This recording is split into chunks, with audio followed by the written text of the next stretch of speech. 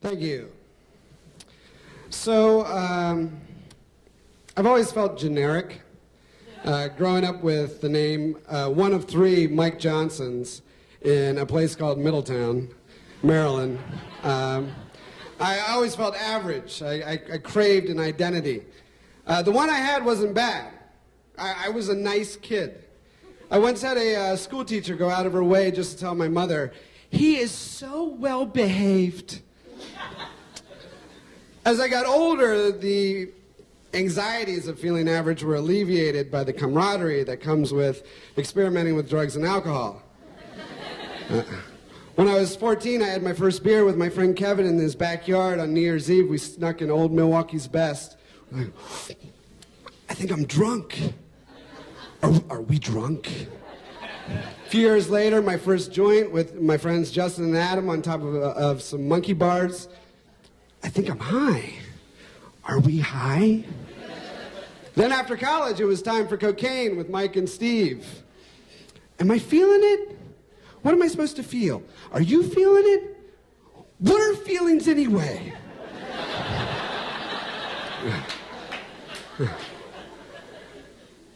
Soon, experimentation became like a full-on, this is how to live life.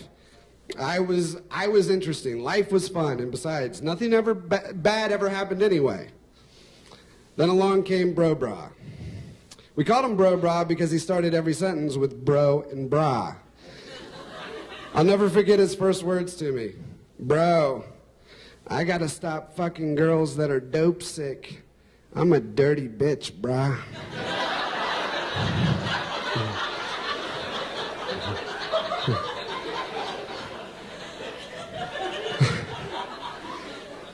Going out with Bro Bra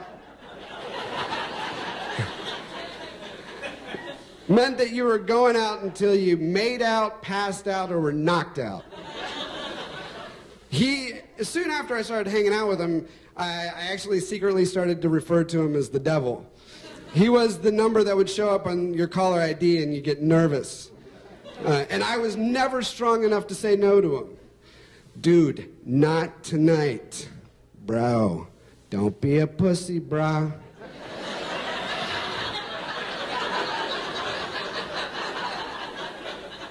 Okay. And with Bro Bra, I didn't have to hide the fact that I loved using cocaine. In fact, he loved it more than I did. And our late nights would turn into these early morning scavenger hunts down to Baltimore to this Miss Veronica's house. Miss Veronica was a grandmother, a pimp, and a drug dealer. She kind of reminded me of Pearl off of 227. And Miss Veronica loved Bro Bra. "My baby has come to see his mama."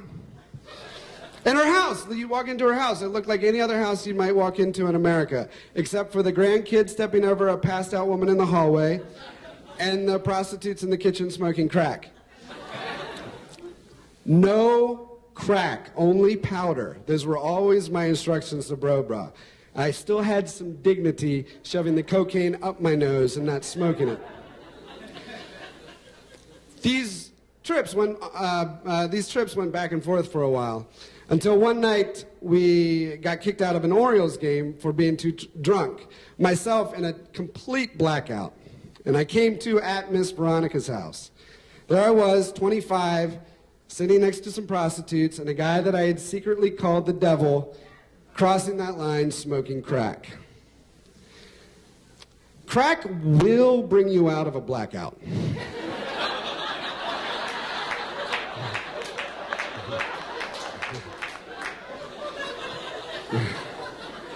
I came to, and I was being led down the hallway by one of the prostitutes. The fact that heavy doses of alcohol and drugs retard sexual performance was actually going to be a blessing here. As she got down on her knees and pulled down my pants, it had looked as if I had spent all day in the swimming pool. The condom went over like a parachute on a Vienna sausage. She tried to get me hard, and it was more like, more reminiscent of a robin yanking an earthworm out of the ground.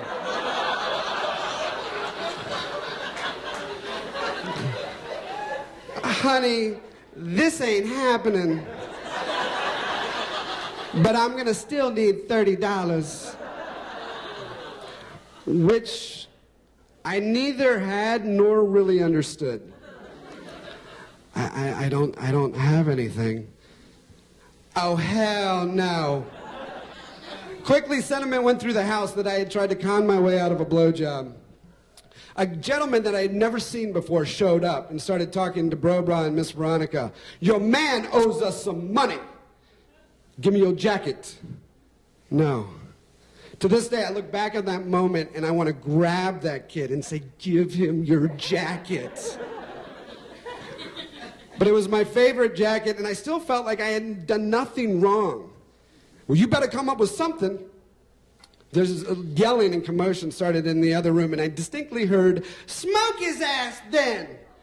Adrenaline sobered me up. I don't care, smoke his ass, do something.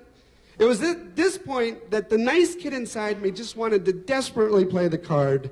I'm sorry, I don't know how I got us all here, but I think it was because I was smoking crack. Smoke his ass, do something.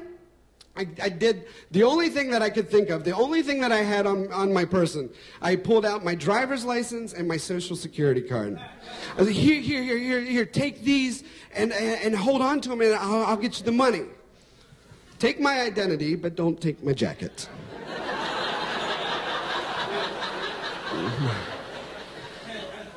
Miss Veronica thought this would be a good idea. She, oh, yeah, we'll hold on to these until you get back, or better yet, Western Union us the money, and then I'll send them these cards back to the address listed here.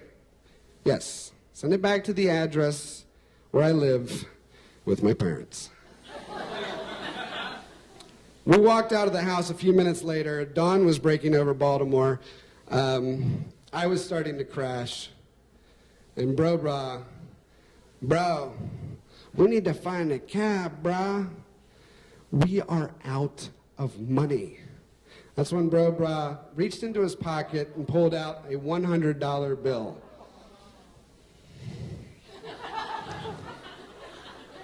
Bro, who had your back the whole time, brah? We got into that cab. I sat in the front seat, and the entire way home, I thought of two things. One, that I had just had enough. And two, is that I desperately just wanted an ordinary and very average life.